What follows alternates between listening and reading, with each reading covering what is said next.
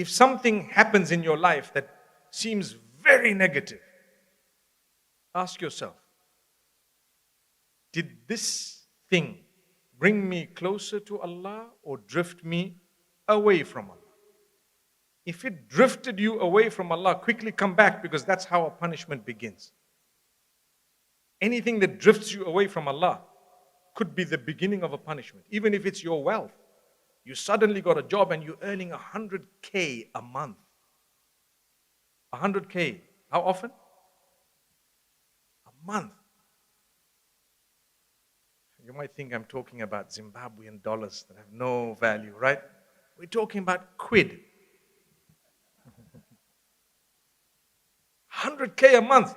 If that 100K and it comes to you after you were unemployed for 2 years and you struggled and now suddenly, wow, if that drifted you away from Allah, it could be the beginning of your punishment.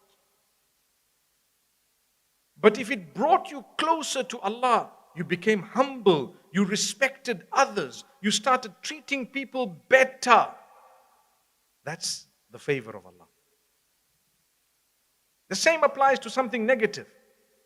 You lost a job, brought you closer to Allah, it was a blessing.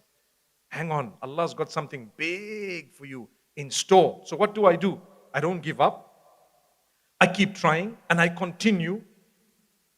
And a day will come when Allah will open my doors once again. Notice I keep trying, I thank Allah and I continue. Look at those who have less than you.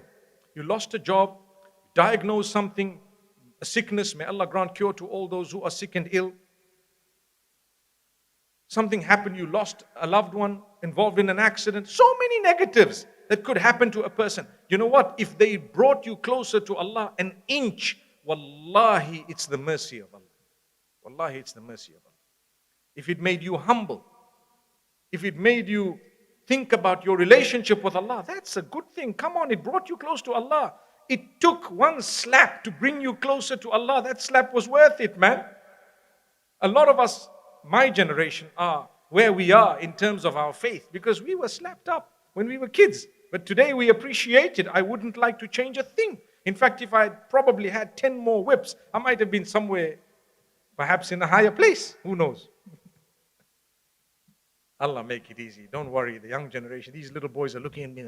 Did I just hear that? You know? No. I'm not talking about the new generation. I'm talking about long back when corporal punishment was like the flavoring in food. MashaAllah. Oh, if that was the case, Luton, we're going to have a lot of whips when the food comes out just now. MashaAllah. My brothers and sisters, it's such a big blessing to be disciplined in a beautiful way, obviously in accordance with the norms of the time and so on.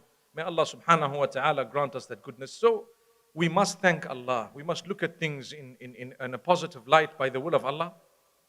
And at the same time, keep on calling out to Allah. Yesterday I said, and I want to end on this note, it's a very, very interesting point where when you make a dua, when you call out to Allah, it's never, ever wasted.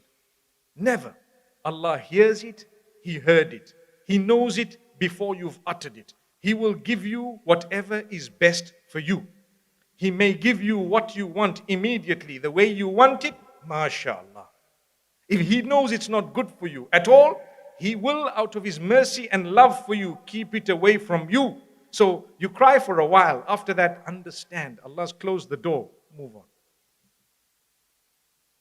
If Allah's closed the door, understand it. Don't stop your life because Allah closed one door. Come on, there's about 1 billion doors in life. You have to understand, perhaps there is something Allah knows that you don't. Go and listen to the talk. I don't want to repeat everything, but yesterday's talk and the day before as well. We spoke about supplication. MashaAllah.